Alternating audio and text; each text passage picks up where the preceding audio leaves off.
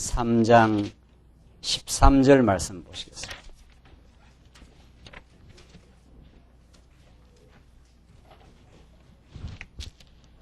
우리 하나님 말씀 신약성경 요한일서 3장 13절 말씀입니다.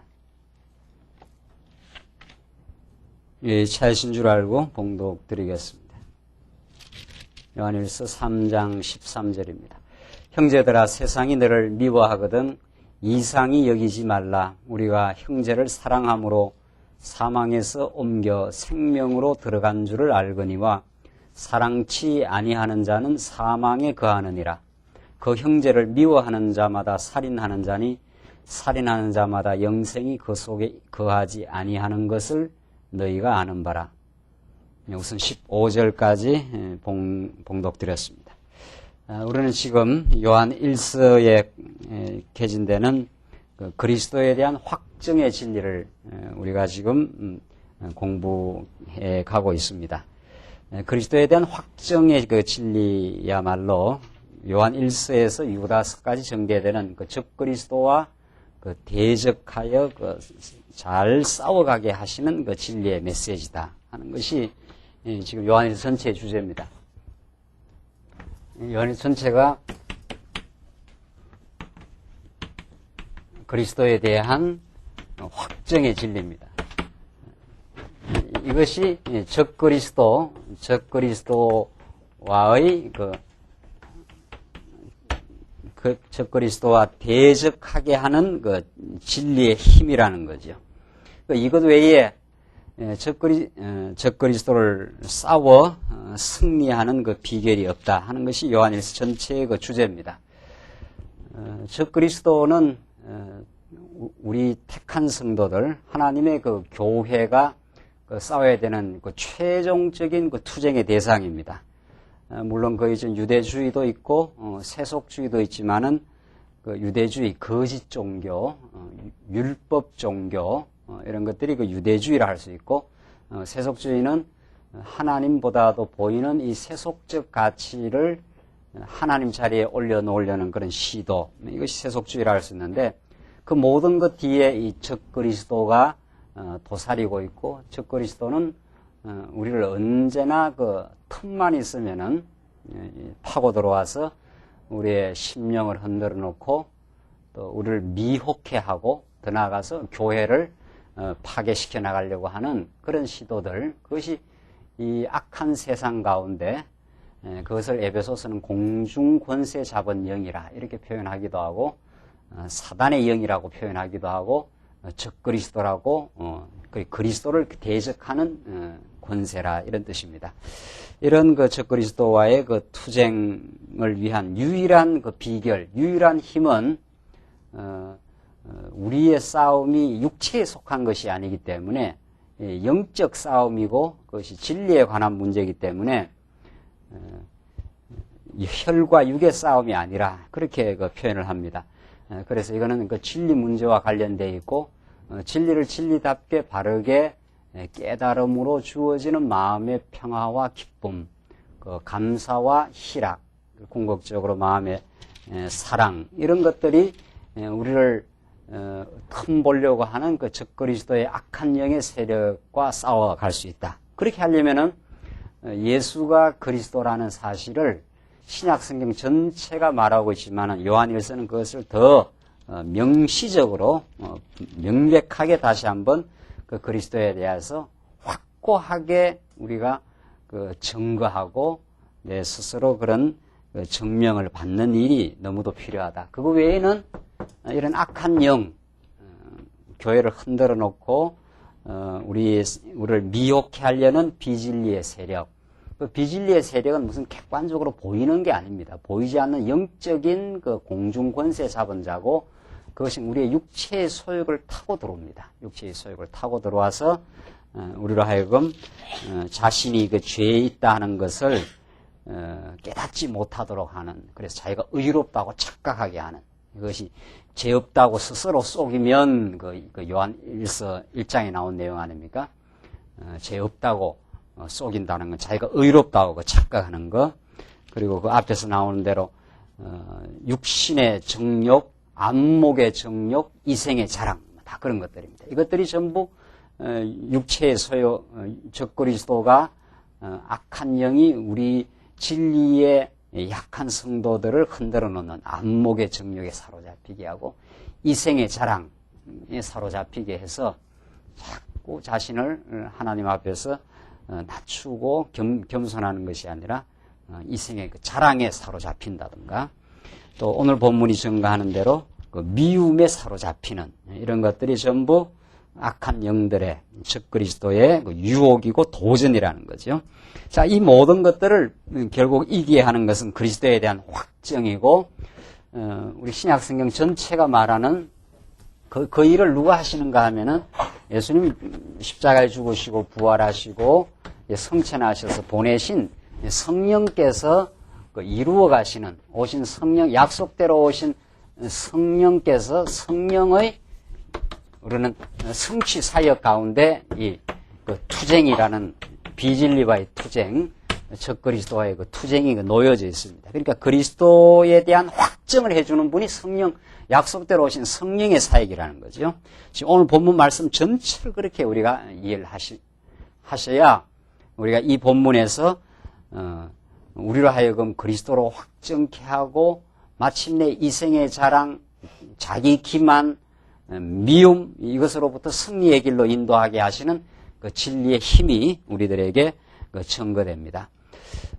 종교개혁 이후 500년 동안 그 소위 이른바 구속사 신학이라는 것이 그리스도가 이 땅에서 우리를 구원하셨다는 것에 그 포커스를 맞추다 보니까 성령 하나님이 하시는 그 일에 대한 충분한 조명을 못했습니다. 그런 그 성경에서 성부 하나님이 예정하시고 성자 하나님이 구속하시고 성령 하나님이 인치셔서 이 땅에 성령이 오셔서 약속대로 오신 성령께서 우리 진리의 말씀으로 인치시고 확정하는 내용이죠. 진리를 깨닫게 하고 교회로 하여금 자라게 하고 진리의 말씀으로 든든하게 만드는 이 성령의 사역에 대한 확고부동한 그 진리 증명을 못하다 보니까 그 자리에 오순절 운동이 이제 파고들은 거죠. 그게 지금 소위 20세기, 한 세기를 전 세계로 휩쓸어버린 지금도 강력한 영향력을 발휘하고 있는 오순절 그 신학입니다. 그것은 성령이 하시는 일을 오해한 거죠. 성령이 하시는 일을 가시적인 표적에다 두고 예언이라든가 가시적인 방언에 성령이 하시는 일을 그 주 포커스를 거기다 둠으로 지금 장로교회마저도 그 오순절화되는 그런 그 혼란을 빚고 있는데, 지금 우리 언약 성취사적 성경신학이라는 것은 약속대로 성령이 오시고 성령은 우리에게 진리의 영으로 역사하셔서 예수가 그리스도임을 확증하는 일이다, 이 말입니다. 오늘 이 본문에 나오는 그리스도임을 우리가 예수가 그리스도임을 확증하게 하는 것은 이 오신 성령의 성취 사역입니다.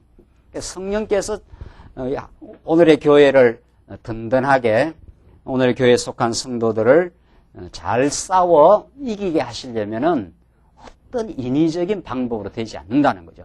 진리의 영이신 성령께서 여러분과 저에게 예수가 우리의 진정한 왕이시라 하는 것을, 그가 얼마나 우리를, 그가 하신 사역을 통해서, 제사직의 사역을 통해서 하나님의 무한한 사랑을 확정하셨다는 걸, 그걸 깨닫게 하는 길밖에 없다는 거예요. 그걸 깨달아야 우리 인생은 자기 기만으로부터, 자기 자랑으로부터, 미움으로부터 해방받는다, 이 말입니다. 그 자기 기만, 미움, 자랑, 이 모든 것들이 적그리스도가 우리를 파고들어오는 그런 틈새입니다, 그게.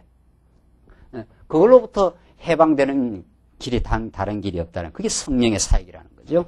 자, 우리는 그런 큰 틀을 지금 이제 전제를 하고 이 본문을 지금 보시는 겁니다. 13절.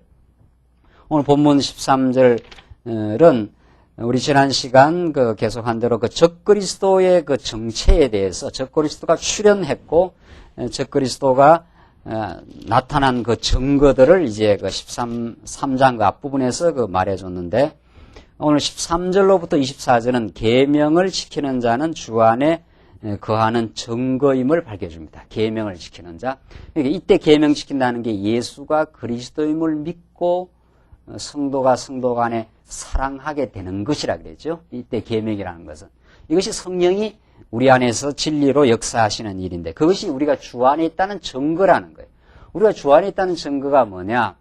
성령이 내 안에서 내주하시고 진리 안으로 역사하신다는 그 증거가 뭐냐면 이 사랑의 계명, 예수가 그리스도임이 믿어지고 내 마음의 미움과 어리석음을 자꾸 축출해 나가는 역사. 이것이 우리가 주 안에 있다는 증거라는 건데 적그리스도를 이기는 그 증거라고 그렇게 표현해 볼 수 있는 거죠. 13절 보십시다.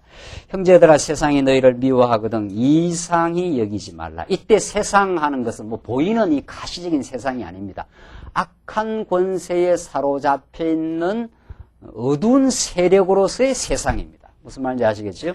여기서 나오는 세상 하는 건 보이는 무슨 이렇게 우주, 뭐 이 세상, 자연 뭐 이런 뜻이 아닙니다. 여기서 세상, 뭐 자연이 우리를 미워하지 않지 않아요. 수리산 무슨 자연이 이런 세상이 나를 미워하는 게 아니고 악한 영의 지배를 받는 어둠의 세력으로서의 세상입니다. 이 요한일서에서 말하는 세상, 너희가 하나님보다 세상을 더 사랑한다 이랬을 때는 그런 악한 어둠의 그 생각 그런 것들 뜻합니다. 그런 세상이 너희를 미워하거든 이상히 여기지 말라. 우리가 형제를 사랑함으로 사망에서 옮겨 생명으로 들어간 줄을 알거니와. 그러니까 우리는 우리의 과거 타락한 인간은 진정한 형제 사랑이 없다는 거죠. 있을 수가 없습니다. 이 성경에서 말하는 그 아가페로서의 사랑 이런 뜻입니다. 성경이 말하는 그 표준적인 사랑. 우리가 이 세속에서 쓰는 그 애정으로서의 사랑, 주고받는 그런 사랑이 아닙니다.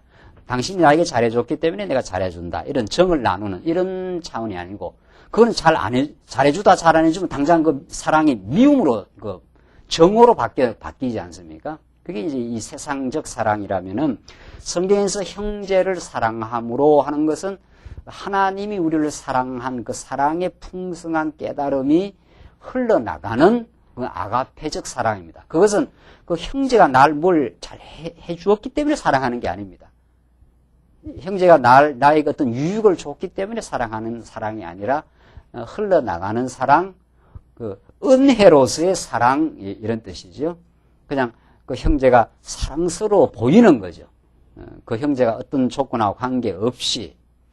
자, 그런 그 사랑이 우리에게 생기는 것은 사망에서 옮겨 생명으로 들어간 줄을 알거니와. 이건 그런 마음이 우리에게 생긴다는 것은 내가 사망에서 옮겨서 생명으로 내가 생명의 말씀 안에 들어와 있구나. 생명이신 그리스도에 내가 지체가 되었구나. 이 포도나무 비유 늘 이야기 말씀드리지 않았어요? 그러니까 우리 안에서 열매가 맺히는데 사랑과 희락과 화평과 그 중에 성령의 열매 가운데 가장 대표적인 사랑의 열매가 내 안에 생기면은 내하고 아무 이해관계가 없는 사람을 우리가 말씀을 전해주고 싶고 그 사람이 평강과 기쁨으로 살기를 원하는 거, 그런 게 사랑하는 마음입니다. 그 사람이 뭐 내한테 뭘 잘해줬기 때문에 내가 그의 어떤 대가로 보답으로 뭐 그런 거와 관계없다는 거죠. 그런 사랑이 있다는 걸, 그런 사랑이 있게 될 때 내가 그리스도의 지체가 되었다는 것을, 주 안에 있다는 것을 확인하는 중요한 거라는 거죠. 사망에서 내가 옮겨서 생명으로 옮겨져 있구나. 그 그리스도의 생명의 역사가 있기 때문에 내가 형제가 사랑하는 마음이 생긴다는 거죠. 그러나 사망에 있으면 그런 마음이 안 생기는 거죠. 사망에서 어디까지나 이해관계로 따진다든가, 오히려 더 내 유익을 위해서 옆에 있는 사람을 이용한다든가, 다 그런 거죠. 자, 그래서 우리가 형제를 사랑함으로 사망에서 옮겨 생명으로 들어간 줄을 알거니와 사랑치 아니하는 자는 사망에 거하느니라. 사랑치 아니하는 자는 그 사망의 징후라는 거죠. 사망에. 예수 믿는 사람도 만약 그런 것이 있다면은 그것은 예수 믿은 거듭나고 중생한 영혼의 기능이 아니라 타락한 옛사람이 아직도 남아 있어서 타락한 사망의 유혹을 받는, 더 나아가서 적그리스도 유혹을 받는 그 옛사람의 구습일 뿐인 거지요. 그것은. 그러나 우리가 거듭난 우리 속사람은 사랑하고 싶고 또 사랑함으로 더 하나님이 나와 함께 있음을 확증하고 싶은 그것이 우리 속사람의 생각입니다. 15절 보시면 그 형제를 미워하는 자마다 살인하는 자니 살인하는 자마다 영생이 그 속에 거하지 아니하는 것을 너희가 아는 바라. 그렇죠? 영생, 그 생명의 능력이 거하지 않기 때문에 형제를 미워하고 또 미워하는 자는 그 살인하는 자라. 이런 거죠. 이것이 다 그 적그리스도가 유혹하고 적그리스도가 파고 들어오는 그 하나의 그 틈새입니다. 그것이. 지금 요한일서 우리가 적그리스도라 하면 좀 막연하지 않아요? 적그리스도라. 어떤 면에서는 우리가 뭐 적그리스도가 눈에 보이는 게 아니에요. 악한 영의 세력, 공중권세 잡은다. 이 세상은 지금 적그리스도의 그 지배 속에 있습니다. 그래서 미워하고 정오하고 전쟁을 일으키고 계속해서 이것들이 적그리스도가 지금 만연해 있기 때문에 그렇습니다.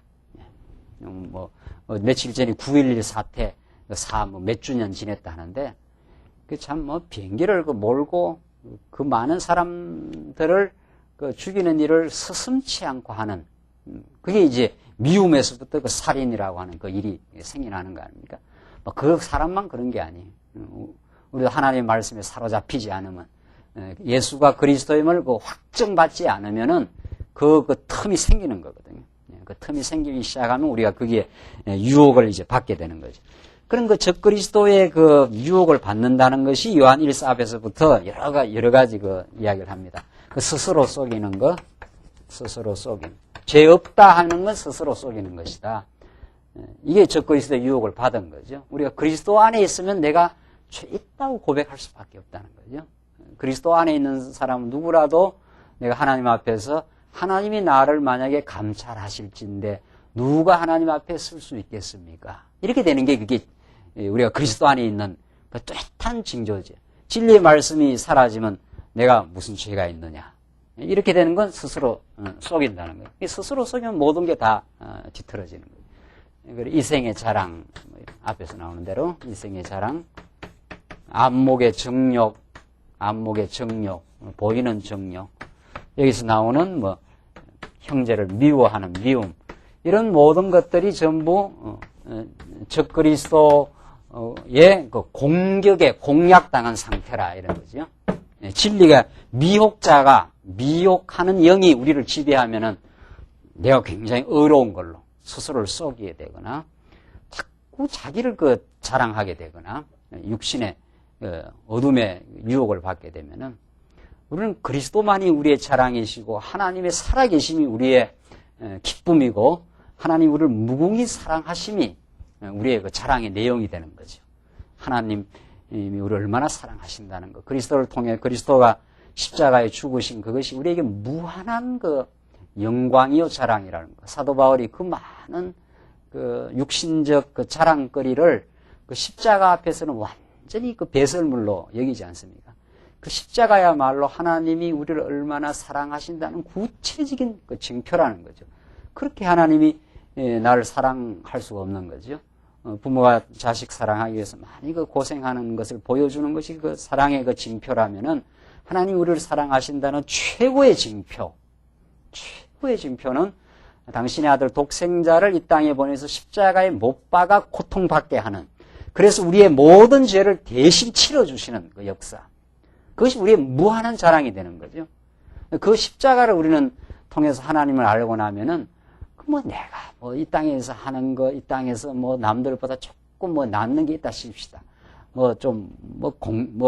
교회에서 열심히 봉사했는 게 있다 치자면, 그게 하나님의 그 십자가 앞에 섰을 때, 그 무한한 하나님의 그 은혜의 영광으로 나타나는 그 십자가 앞에서 내놓을 거나 있는 거냐 말이죠.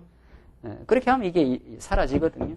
그러나 우리 그리스도를 확정하지 못하면, 십자가에서 죽으시고 부활하심으로 우리를 무한히 사랑하신 그 사랑을 우리가 마음에 확정을 받지 못하면 자꾸 그런 자랑에 사로잡혀. 이게 고린도 교회가 그런 거 아니에요?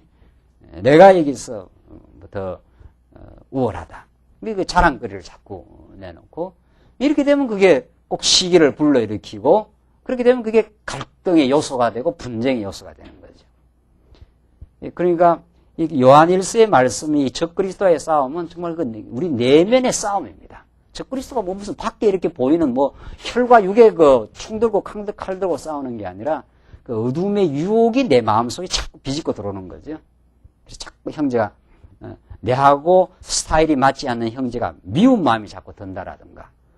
그게 이제 그 분열의 그 징조거든요. 분열의 징조. 예수가 그리스도를 믿어진다면, 예수가 진짜 왕이심이 믿어진다면은 하나님께서 지어 놓으신 각각의 지체의 그 스타일이 다 다를 수 있는 거죠. 그 스타일이 다를 수도 있고, 또 스타일이 달라야 하나님의 다양한 성전의 또 제목이 될 수 있다는 거죠. 이 사람은 이런 스타일이 내하고 맞지 않다. 내 페이스에 안 맞다. 이렇게 해서 자꾸 미움이 생긴다는 건 그만큼 예수가 왕이심을 지금 모르는 거죠. 그런 데서 다 자랑이 나오고 정욕적인 갈등이 나오고 경쟁이 나오고 미움이 나오고 그런 거죠. 이것이 지금 적그리스도에게 공략당한 상태라 이렇게 보면 됩니다. 그건 변명의 여지가 없는 거죠. 아, 내가 지금 의롭다고 착각한다든가 자기 자신을 자꾸 자랑하고 높이려고 한다라든가 형제를 미운 마음이 생긴다든가 이건 이미 자기가 주인이 됐다는 생각, 그 뒤에 적그리스도가 나를 주인 삼으려고 하는 어둠의 틈이 타진 상태라 이렇게 보면 뭐 틀림없는 거죠. 그래서 지금 15절 그 살인하는 자마다 영생이 그 속에 거하지 아니하는 것을 너희가 아는 바라. 이게 우리 택한 백성에게는 육체의 소욕을 따라가는 옛사람의 구습을 따라가는 그 사망의 유혹이라는 거죠. 16절 그가 우리를 위하여 목숨을 버리셨으니 나오잖아요. 그가 우리를 위하여 목숨을 버리셨으니 이게 그리스도라는 거죠. 그 그리스도가 우리를 위해서 그 영원한 생명을 우리에게 얻게 하시려고 목숨을 버리신 그 놀라운 사랑이 우리에게 임하게 되면 그 말이죠. 그 사랑을 풍성히 깨닫게 되면 이 말이죠. 그때라야 우리는 적그리스도의 유혹을 이긴다는 거 아닙니까? 우리가 이로써 사랑을 알고 우리도 형제들을 위하여 목숨을 버리는 것이 마땅하니라. 그러니까 그리스도의 사랑은 우리 인생을 얼마나 참으로 그 변화시켜 줄 수 있다고 하는 변화시키는 그 생명력을 그 힘을 가지고 있다는 것을 오늘 본문이 말합니다. 그가 우리를 위하여 목숨을 버리셨으니 우리가 이로써 사랑을 알고 그게 진짜 사랑이라는 거죠. 이로써 사랑을 알고 그리스도가 우리를 위해서 목숨을 버리신 그것이 진짜 우리에게 참 사랑을 우리에게 알려주신 거라는 거죠. 그래서 우리도 형제들을 위하여 목숨을 버리는 것이 마땅하니라. 그 사랑을 아는 만큼 우리도 기꺼이 우리가 형제를 위해서 사랑하는 그런 삶으로 우리를 변화시켜 간다.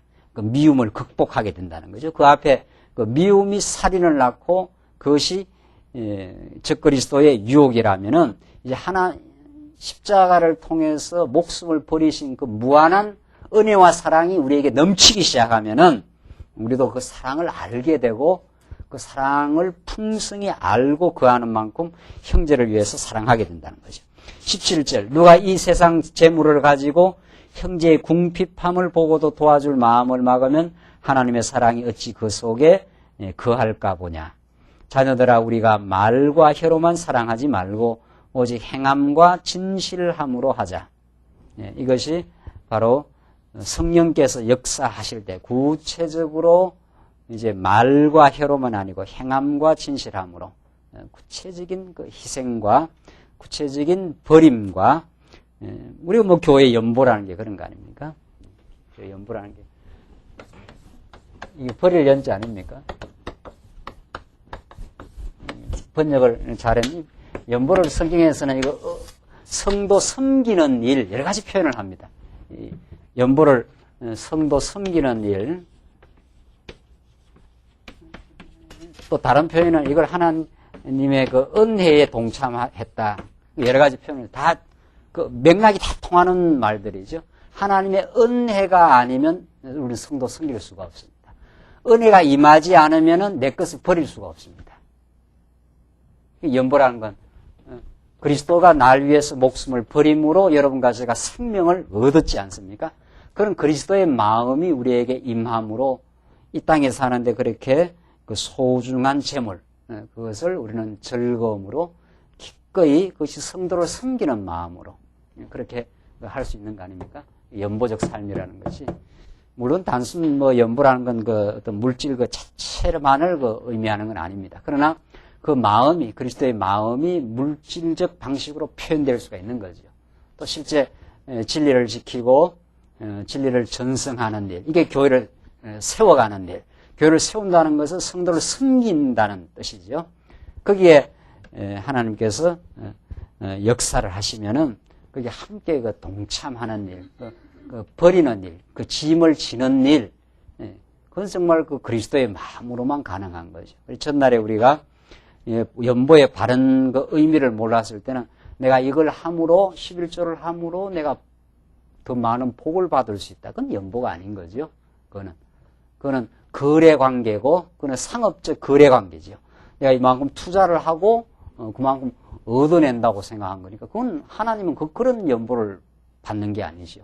그런 하나님은 우리의 마음을 받으시고 우리의 중심을 다 아시기 때문에 그건 뭐 어쩔 수 없는 거죠. 진리의 깨달음이 없으면, 그러니까 진리의 깨달음이 있는 우리에게는 진리가 점점 깨달아져 간다는 것은 그만큼 우리가 구체적인 하나님의 사랑을 이제 행함과 진실함으로 짐을 지는 일로 우리가 감당해 나가는, 그 일을 아무도 억지할 수 없고 억지로 할 수가 없고, 성도님들의 신앙의 그 양심의 자유를 따라서 우리 교회의 어떤 일이라도 모든 우리 교회를 운영하고 진리를 전승하는 일에 정말 기쁨을 가지고 성도님이 동참할 것을, 정말 이렇게 자원해서 동참할 것을, 또 그런 그리스도의 마음으로 동참할 것을 우리는 그렇게 강조하고 그렇게 지도를 하는데, 그 실제 우리가 그런 연보적 삶, 정말 성도를 섬기는 삶으로 만들어가는 것은 큰 하나님의 은혜가 임한 사건입니다. 그건 하나님의 은혜가 임하지 않고는 그것이 가능하지 않는 사건이라는 거죠. 은혜가 임하지 않고 진리가 깨닫지 않고 하는 어떠한 것도 이해관계라는 거죠. 어떤 거래관계라는 거죠. 내가 이것을 함으로 내 이름을 더 내겠다라든가, 이것을 함으로 내 어떤 체면을 유지하겠다라든가, 그런 마음이 들어간 것은 하나님하고 관계없는 일이죠.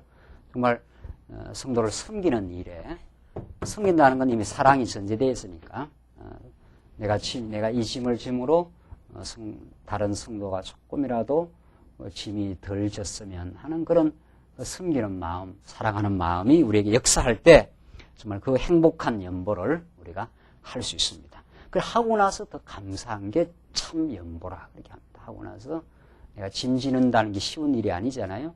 짐 진다는 건 힘이 드는 일인데, 그걸 하고 나서 이 일이 진리를 지켜가는 일에 참 도움이 된다는 것, 이 일이 성도를 섬기는 일에 힘이 된다는 사실로 우리는 감격하고 감사하는 거죠. 18절, 19절, 이로써 우리가 진리에 속한 줄을 알고, 이로써 하는 것은 그 앞에 하나님의 사랑이 역사할 때 그런 구체적인 짐을 진다든가, 형제, 성도를 섬기는 일을 하는 그런 일로서 이런 말이죠.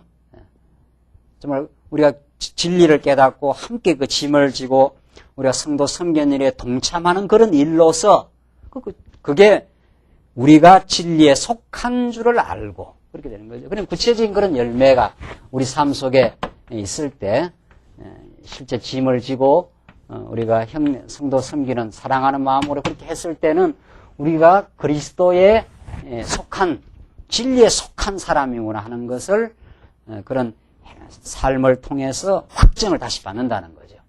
처음에는 진리에 이론적으로 성경 말씀을 통해서 성경이 깨달아지니까 내가 만세전에 하나님의 자녀가 됐구나. 이미 하나님이 선택했으니까 이 진리가 깨달아지는구나. 이렇게 이론적인 수준에서 깨달을 뿐 아니라 교회의 구체적인 생활 속에서 짐을 진다든가, 내가 형제를 사랑하는 섬기는 일에 즐거움으로 동참을 했다라든가, 그것이 한 번도 실제 차원에서 하나님 안에 내가 거하고 있구나 하는 것을 확증받는 일이죠. 그게 중요한 거죠. 그러니까 교회 생활을 그치지 않는 교회 생활 속에서 구체적인 짐지고 구체적으로 애쓰고 수고하는 그 사랑의 수고, 그런 과정을 거치게 될 때 우리의 믿음이 더 확고해지고 분명해지는 거죠. 그것이 한번 구체적인 현장에서 내가 하나님의 자녀이구나 하는 것을 확인받는 그런 시간이라는 거죠. 그래서 우리 성도 섬기는 일, 교회적 삶의 봉사에 동참하는 일은 하나님 살아계심을 한 번 더 확인하는 일입니다. 그러니까 진리의 말씀으로 확인할 뿐만 아니라 내가 전날에는 다 이해관계를 따지고 이만큼 하고 이만큼 돌아오는 걸로 그러니까 제가 늘 그러지 않습니까? 보상 없는 행위는 없습니다. 전날에 예수 믿지 않았을 때 타락한 우리 옛사람은 보상 없는 행위가 없습니다. 무조건적인 사랑이 없다는 거죠. 어떤 일도 물질이 돌아오거나 명예가 돌아오거나 돌아오니까 한다는 거 아닙니까? 그런데 자꾸 이 말씀을 깨닫다 보면은 그냥 짐 지고 싶고 그렇게 해야 오히려 마음이 편안하고 그런 그리스도의 마음이 역사하는 거죠. 야, 내가 이게 전에 그렇지 않았던 일인데 내가 전에는 어떤 일을 하고 나면 안 알아주면 섭섭했었는데 근데 지금은 알아주는 게 이상하고 그저 한 것이 즐겁고 하고 나서 무한히 하나님께 영광이 돌아가고 하나님 이 거룩한 성도 섬기는 일에 동참케 하심을 감사합니다. 이게 하나님께 영광이 돌아가는 그런 일들이 우리가 진리에 내가 속한 사람이구나. 진리의 힘이 역사를 해서 이 일이 가능하구나 하는 것을 교회 실제 생활에서 한 번 더 확정하는 일이라는 거죠. 아주 중요한 거죠. 또 우리 마음을 주 앞에서 굳세게 하리로다 그러잖아요. 그러니까 우선 하나님 말씀을 통해서 깨달을 뿐만 아니라 교회 생활을 통해서 정말 그런 말과 혀로만이 아니라 그 행함과 그 진실함으로 구체적으로 그 성령의 열매가 맺혀지게 될 때 그것이 우리 마음이 주 앞에서 더 굳세게 되어지가는 내가 정말 하나님의 큰 사랑을 받은 자구나. 어떻게 내가 이렇게 섬길 수 있는 복된 마음을 주셨습니까? 이런 구체적인 삶 속에서 그런 걸 확인해 나가는 복된 삶이 우리 교회 생활입니다. 그러니까 정말 교회 생활은 열매이자 하나님 진리가 역사한다고 하는 성령 하나님께서 우리를 진리 안으로 인도해 가신다고 하는 열매이자 우리 교회 생활 자체가 그것이 하나님을 더 한 번 깨닫게 되는 구체적인 현장이라는 거죠. 그 교회 생활에 충실성 없이 진리의 확정이라는 것은 굉장히 허약합니다. 그러니까 하나님 말씀만 듣고 그 진리를 확정한다는 것이 굉장히 허약해요. 교회 생활 속에서 부대끼고 교회 생활 속에서 때로는 갈등도 일으키기도 하면서 그러면서 새롭게 변해서 다시 화목케 하는 진리를 깨닫기도 하고 교회 생활 속에서 구체적으로 우리가 짐지는 행동을 통해서 때로는 좀 부담스럽기도 하고 때로는 또 즐거이 동참도 하면서 내 자신을 자꾸 돌아보는 그런 깨달음. 그래서 진리가 역사할 때 성령이 역사할 때 정말 즐거움으로 정말 하나님 앞에 우리 성도 성민이 동참해 갈 때 이건 정말 하나님이 역사하시는 거구나 하는 것을 우리가 더 확인받을 수 있는 그 현장이라는 거죠. 그래서 20절 계속 보시면 우리 마음이 혹 우리를 책망할 일이 있거든. 그러니까 우리 마음이 혹 우리를 책망할 일이 있거든. 하물며 우리 마음보다 크시고 모든 것을 아시는 하나님일까 보냐. 만약에 우리 마음 속에 책망할 어떤 그런 일이 있을 때에는 우리 마음보다 크시고 모든 것을 아시는 하나님일까 보냐. 하나님이 우리 마음보다 더 크시고 또 모든 것을 아시는 하나님이 옆에 계시기 때문에 염려할 거 없다. 그런 뜻입니다. 우리 인생이 진리에 속해 있기 때문에 언제나 진리로 생각만 하는 건 아니지요. 이걸 요한 사도가 알고 있어요. 우리가 진리에 속한 사람이에요.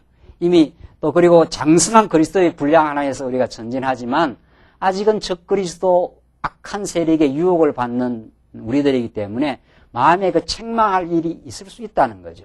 때로는 미움도 생기고 때로는 그 시기하는 마음도 있고 구체적으로 자기를 스스로 속일 때도 있고 그런 자기를 돌아볼 때 그런 그 책망하는 마음이 있을 수 있다는 거죠.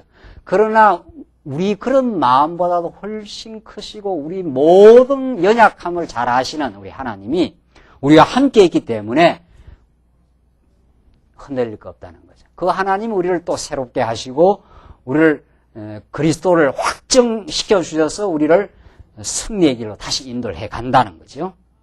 그게 지금 사도 요한의 그 약속의 메시지입니다. 우리 마음이 책망할 것이 있다 하더라도 때로는 우리의 어리석고 부족한 면모가 나타난다 하더라도 우리 마음보다 더 크신 하나님, 우리의 조불한 마음보다 더 크셔서 우리를 잘 알고 있으신 하나님이 우리를 또 지켜주시고 우리를 또 진리에 의해서 우리를 새롭게 해주신다 이 말이죠. 그러니까 그런 하나님이 옆에 계시기 때문에 우리가 주 안에서 굳셀 이유가 있다는 거죠.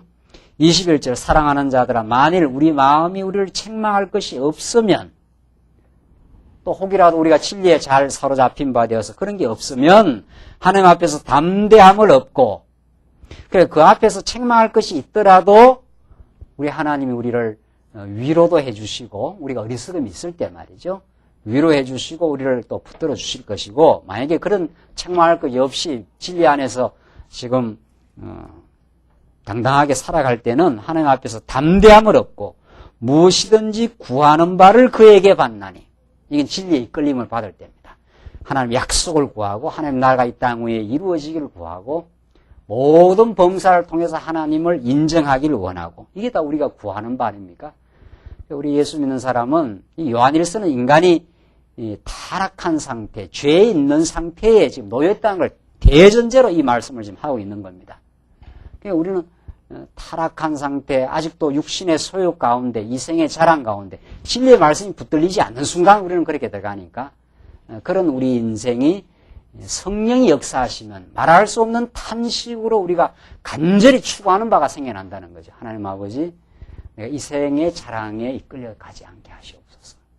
나의 어리석은 의로움에 빠져서 그런 허구에 시달리지 않게 하시고 미움에 빠져서 그런 시달리는 어리석은 삶 속에 빠지지 말게 하시고 내 안에 하나님의 나라가 임하게 하시옵소서.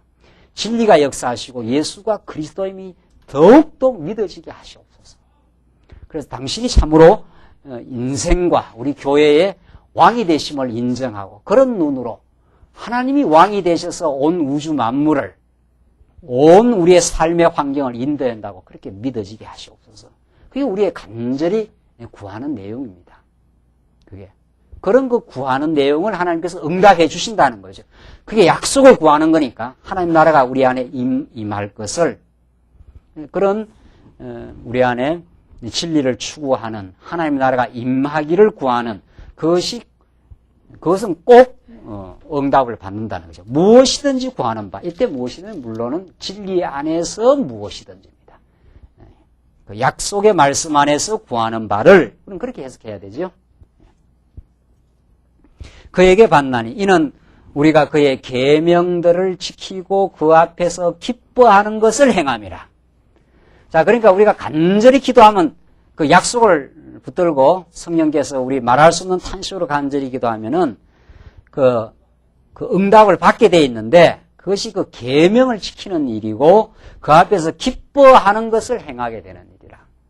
미움을 극복하고 이생의 자랑을 극복해서 우리가 그리스도만을 자랑하고 범사의 하나님을 그 인정하는 그리스도가 왕이심을 그 인정하는 이게 하나님이 기뻐하시는 일이라는 거죠. 하나님이 슬퍼하시고 하나님이 싫어하시는 것은 내가 인생의 주인이 되는 것, 형제를 미워하는 것, 그리고 자기 자랑을 하는 것, 이게 다 하나님이 싫어하시는 것들이죠. 자, 그것이 우리 타락한 우리 인생의 모습인데 성령이 역사하시면 간절히 구하게 하시고 이제 그 사랑의 계명을 지킬 수 있도록 성령께서 역사해 가신다. 자, 이 모든 것들을 극복하고 스스로 속인다든가 이생의 자랑이라든가 안목의 정욕이라든가 미움이라든가 이 모든 걸 이겨서 이것과의 싸움이거든요. 이것과의 싸움. 이게 지금 적그리스도의 싸움하는 것은 구체적으로 이런 것과의 그 싸움입니다. 우리가 이 싸움을 지금 우리가 하고 있지 않아요? 여기에서 이기게 하시는 그것이 바로 진리의 영으로서 오신 성령이 이루어 가시는 일이라 그렇게 지금 우리 확인하는 거죠. 23절 그의 계명은 이것이니 곧 그 아들 예수 그리스도의 이름을 믿고 나오잖아요. 그 계명을 지킨다는 게 뭐냐? 율법 1조항, 2조항, 3조항, 4조항 그런 게 아니라는 거죠. 그걸 지킨. 그래서 계명 지키는 구약에 나오는 이런 율법 그 조항들을 우리 지금 21세기 살아가는 우리들한테 또 적용을 해가지고 뭐 이거 지키고 저거 지키고 이렇게 조항 이렇게 조항을 지키라는 게 아니라 이 율법을 다 이루신 율법이라는 것은 정죄하고 사죄하는 거니까 죽이고 살리는 거니까 죄값대로 우리 대신 예수님 십자가에 죽으시고 대신 부활하심으로 우리를 의롭다 하신 그래서 그리스도임을 확증하신 그 예수를 믿는 거지요. 이 율법을 이렇게 지키는 게 아니고 이 모든 율법을 이루신 예수가 그리스도임을 믿는 것 이게 이 신약시대 계명을 지키는 거라는 거죠. 정말 이 예수가 그리스도임을 얼마나 깊이 믿느냐 이게 우리의 거룩한 삶과 직결되어 있는 거죠. 예수가 정말 왕이심을 믿느냐 이 말이죠. 그가 정말 온 우주 만물을 지배하고 우리 교회를 다스리는 왕으로 믿느냐. 그를 믿으면 우리가 염려하고 걱정하지 않게 된다는 거죠. 그를 믿으면 우리가 미워하거나 시기하거나 갈등하지 않는다는 거죠. 그 왕이 지금 통치에 가심을 우리가 믿는다면은 그 믿음은 정말 위대한 그 역사를 만들어내는 거죠. 예수가 그리스도라는 걸 참으로 믿느냐는 거죠. 그 믿음이 지금 우리가 지금 잘하고 있는 거예요. 그걸 우리가 덜 믿으니까 시기도 하고 덜 믿으니까 자기가 의롭다고 착각하기도 하고 자기가 말할 수 없는 죄인이기 때문에 예수가 나를 위해 죽으신 건데 내가 의롭다고 착각을 하거나 정말 이 예수가 예수 그리스도의 이름을 믿고 했는 것은 예수가 그리스도라는 그것을 정말 참으로 믿는 것 여기에 우리 신앙생활에 그 승리가 있고 적 그리스도와의 구체적인 싸움에 그 승리가 있는 거지요. 그가 우리에게 주신 계명대로 서로 사랑할 것이니라. 이게 사랑의 계명입니다. 그러니까 예수가 그리스도임이 참으로 믿어지면 사랑하게 되는 거죠. 그게 잘 안 믿어지면 문제는 거기에 있어요. 우리 삶에. 그러니까 열매 이거 아무 잘못 믿으라고 해봐야 이거 안 믿어진다는 거 아니에요. 여기에서 이 예수가 그리스도로 오신 분인데 거기에서 여기가 얼마나 진액이 생명력이 여기서 공급되느냐에 달려 있습니다. 그 말씀의 공급이 우리에게 구체적으로 얼마나 힘있게 전달되느냐. 그가 무궁히 십자가에서 우리를 위해 사랑하셨다. 그래야 우리가 그 사랑이 흘러나간다는 거죠. 그 사랑의 그 충만한 그것이 없이는 우리가 형제를 사랑할 수가 없는 거죠. 그 다음에는 전부 이해관계로 따지는 거죠. 따지기 시작하고 얼마나 했느냐 안 했느냐를 우리가 따지기 시작하는 것은 이미 무한한 하나님의 그 흘러 넘치는 사랑을 우리가 망각했거나 잊어버렸을 때는 거죠. 이미. 이게 사랑의 계획입니다. 이게 성령께서 진리의 영이 예수를 그리스도에 믿게 해서 우리가 무한히 하나님의 은혜에 감격하게 만들어서 행하시는 그 하나님의 사역이라는 거죠. 24절 그의 계명을 지키는 자는 주 안에 거하고 주는 저 안에 거하시나니. 그러니까 그 계명을 지키는 자는 주 안에 우리가 거할 때 그 가능하다는 거죠. 이미 주 안에 거했기 때문에 그의 생명력이 자꾸 공급을 하니까 우리가 믿어지고 사랑하게 된다는 거죠. 우리에게 주신 나오지 않아요? 우리에게 주신 성령으로 말미암아 그가 우리 안에 거하시는 줄을 우리가 아느니라. 마지막에 성령이 나오지 않아요? 예수가 그리스도에 믿어지는 것, 형제를 사랑하게 되는 것, 이 모든 일들의 그 주관자, 이 일을 가능하게 하는 그 기적의 역사를 만드는 것. 그러니까 구약시대 때야 혹의 바다 갈라지거나 요단강이 그 밟고 지나니 갈라지거나 이런 그 가시적인 기적이지만 우리 신약시대는 그런 가시적인 기적이 아니라 내가 미움이 사랑으로 바뀌거나 자기를 자랑하는 인생이 그리스도 십자가를 자랑하는 인생으로 바뀌거나 불평하고 원망하는 인생이 범사에 감사하는 인생으로 바뀌거나 이게 기적 아닙니까? 이게 성령이 역사하고 있다고 하는 진리가 우리 안에서 역사하고 있다고 하는 그 기적이라는 거죠. 그것보다 더 더 놀라운 기적은 없는 거죠. 이게 구체적으로 적그리스도와 싸워가게 하시는 그 역사입니다. 그러니까 우리는 이 싸움 속에 지금 놓여져 있습니다. 이런 그 사단의 영, 공중 권세 잡은 자의 영, 이것이 우리 온 세상을 지금 지배하고 모든 사람들을 그쪽으로 지금 끌고 가고 있고, 경쟁과 시기와 갈등과 미움의 역사가 이 온 세상에 우는 사자처럼 하나님의 교회도 지금 파고들고 있는데, 우리가 진리를 선포하고 하나님 모하는 사랑을 우리가 깊이 깨달아감으로 자꾸 하나님의 성곽을 지어서 그 틈새를 막고 든든한 성곽을 지어가지고 내가 얼마나 하나님 앞에 무궁한 사랑을 받은 존재인가, 내 많은 허물과 죄를 용서받은 인생인가, 그걸 우리가 정말 깊이 깨달으면은 형제의 어떤 실수와 어리석음을 그렇게 과하게 나가지 않는 거죠. 그렇게 우리는 그리스도의 사랑이 얼마나 넘치는가, 그것만이 모든 그 적그리스도의 유혹을 이겨나가는 힘이라는 거죠. 4장 보십시다. 4장 보시면은 이 4장에서 5장은 이제 아들이신 그리스도를 최종 확인을 합니다. 확증을 함으로, 그 앞에서는 말씀이신 그리스도인데 이제는 하나님의 아들로 오신 그리스도를 확증함으로 하나님의 사랑을 보여주겠다는 거죠. 4장 보시면은 4장은 아들에 대한 그 시인의 증거입니다. 4장, 예수가 바로 하나님의 아들이라는 것에 대한 그 시인, 또 그것에 대한 그 증거를 말하는데 4장 1절로 6절을 보시면 예수가 육체로 오심을 시인하는 영은 하나님께 속해 있다고 그럽니다. 사랑하는 자들아, 영을 다 믿지 말고 오직 영들이 하나님께 속하였나 시험하라. 많은 거짓 선지자가 세상에 나왔음이니라. 그러니까 영이라고 해서, 영의 역사라고 해서 다 성령의 역사가 아니라 악령의 역사가 있다는 거죠. 거짓 영의 역사가 있는데 그것을 하나님께 속하였는가 시험해보라 이런 거죠. 2절, 하나님의 영은 이것으로 알지니. 그러면 하나님의 영, 성령의 역사라는 걸 무엇으로 확인할 거냐, 무엇으로 알 거냐는 거죠. 곧 예수 그리스도께서 육체로 오신 것을 시인하는 영마다 하나님께 속한 것이요. 그 예수 그리스도가 육체로 오심을 시인하는 자. 그러니까 예수는 원래 로고스의 영원한 그 생명이요 빛입니다. 그가 하나님과 함께 계셨던 분이고, 그 예수는 이 땅에 원래 속한 분이 아닌 거죠. 그는 로고스이기 때문에 영원히 하나님과 함께 계신 분인데, 그가 인간의 육체를 입고 이 땅에 구체적으로 성육신 하신 분이라는 거죠. 우리의 모든 죄악을 걸머지시고 이 땅에 오신 육체의 방식으로 오셨다는 것을 시인하는 영마다 하나님께 속했다. 우리는 그걸 믿지 않아요.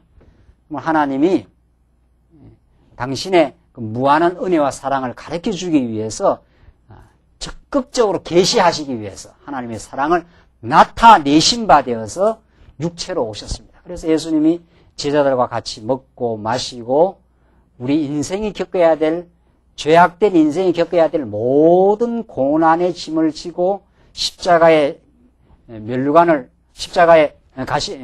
쓰시고 창 받으시고 우리가 겪어야 될 그 길을 그대로 가신 거죠.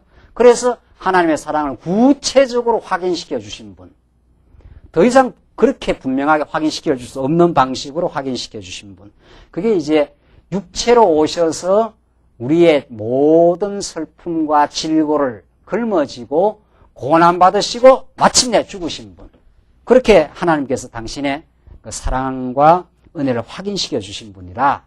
근데 이 당시에는 이제 영지주의자들은 예수님이 육체로 오신 분이 아니다, 가현설주의자라 그럽니다. 그냥 가짜로 현현했을 뿐이다. 유령처럼 나타났다가 사라졌다. 그때 하나님이 이 더러운 육체를 입을 수 있겠느냐? 이제 이것이 그 당시 영지주의자다. 이 당시 요한일서를 받는 이 당대의 그 이단들입니다. 그런 이단들.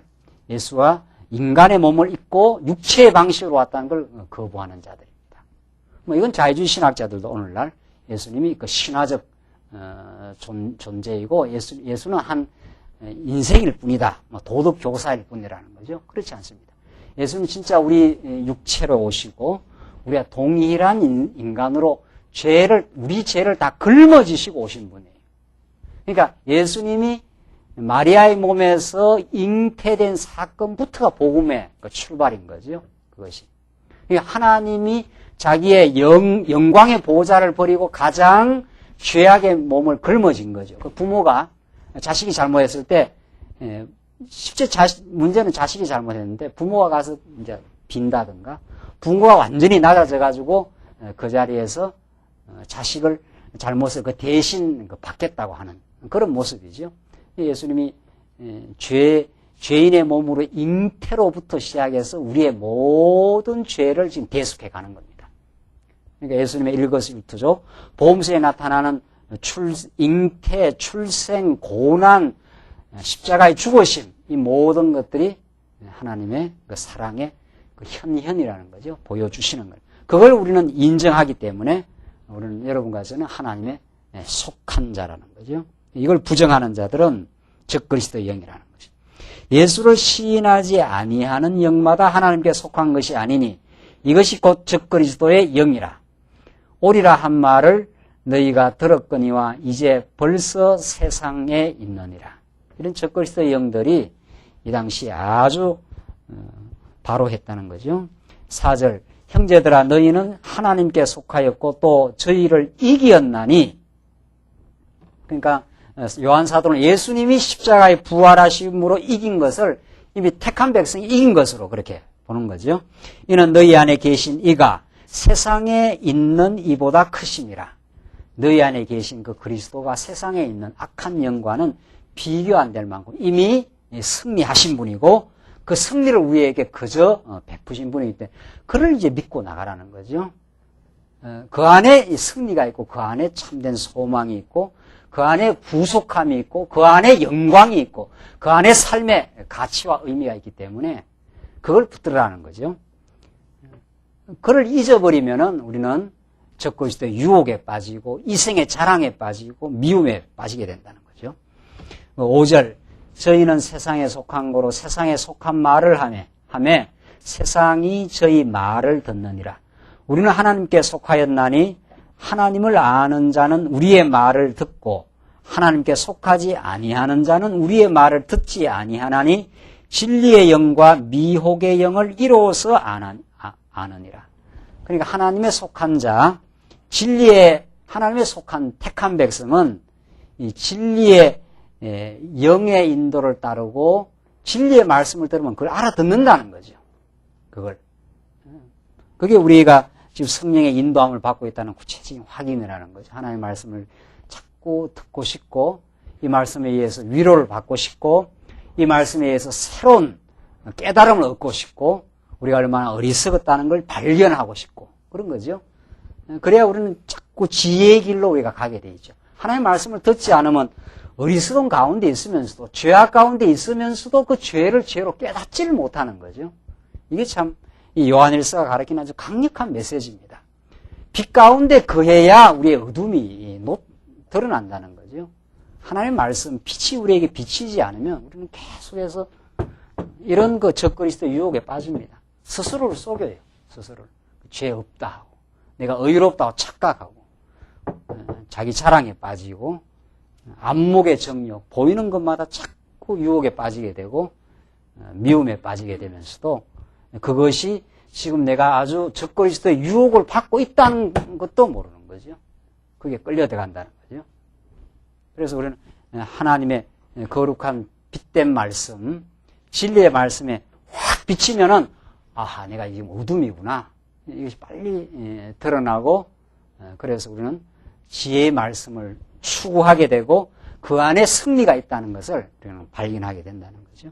그래서 우리는 이 미혹의 영과 진리의 영, 진리의 인도함을 받는 자들은 하나님의 말씀을 자꾸 듣고 싶고 그 말씀이 우리의 구체적인 그 인도해가는 그 등불이 된다는 것을 우리는 지금 압니다. 7절 보시면 사랑하는 자들아 우리가 서로 사랑하자. 사랑은 하나님께 속한 것이니 사랑하는 자마다 하나님께로서 나서 하나님을 알고 사랑하지 아니하는 자는 하나님을 알지 못하나니 이는 하나님은 사랑이십니다. 요한일서만큼 하나님의 그 자비성, 이 사랑을 강조하는 성경이 없습니다. 그리고 최종적인 그 진리의 승리는 하나님의 사랑을 확정받고 모든 시기와 미움을 극복해 나가는 상태.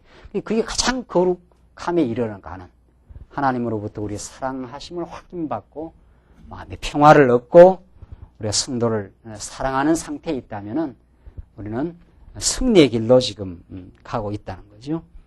그 뒤에 그 사랑할 수 있는 근거를 다시 밝혀요. 그러니까 이게 성경을 사랑하자 해놓고는 하나님 우리를 이렇게 사랑했지 않았느냐 하는 것을 언제나 밝히고 있습니다.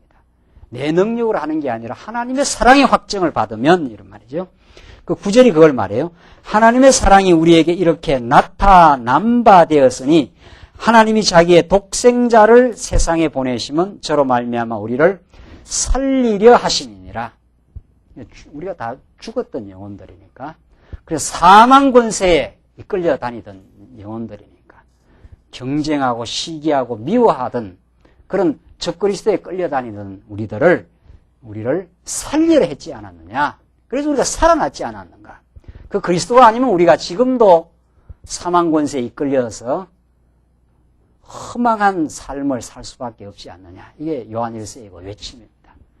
이제 하나님께서 우리를 무분히 사랑해서 건져줬지 않느냐. 저로 말미암아 우리를 살리려 해서 우리는 생명의 지금 삶으로 인도했지 않느냐. 이 영생함으로 지금 들어와 있지 않느냐. 10절 보시면 사랑이 여기 있나니 사랑은 우리가 하나님을 사랑한 것이 아니요. 그러잖아요. 너무 분명하죠. 우리가 먼저 하나님을 사랑한 게 아니라는 거죠. 오직 하나님이 우리를 사랑하사. 이게 언약적 사랑입니다. 아브라함이 하나님을 사랑한 게 아니에요. 하나님이 아브라함에 찾아와서 붙들었어요. 하나님이 바울에게 찾아와서 너가 왜 나를 핍박하느냐 붙들었어요.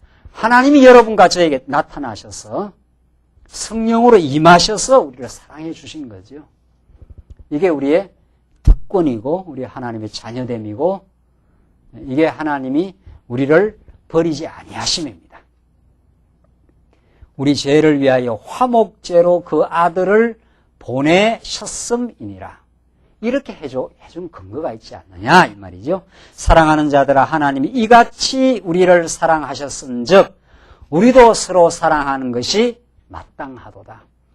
우리도 서로 사랑해 가는 것이 이게 너무도 마땅한 일이 아니냐. 이게 성령께서 함께 하시고 우리를 인도해 가시는 그 승리의 길이 아니냐. 이것 외에 승리가 없다는 거죠. 이 모든 것들은 적그리스도의 유혹들, 스스로를 속이거나 자랑하거나 정욕에 이끌려가거나 미워하는 것은 하나님의 사랑이 아직 확정받지 못한, 하나님의 사랑은 우리의 모든 정체성을, 내 인생의 가치와 의미를 완벽하게 보장해 주는 거라는 거죠. 근데 이대로를 다 하나님이 받아주신 거니까.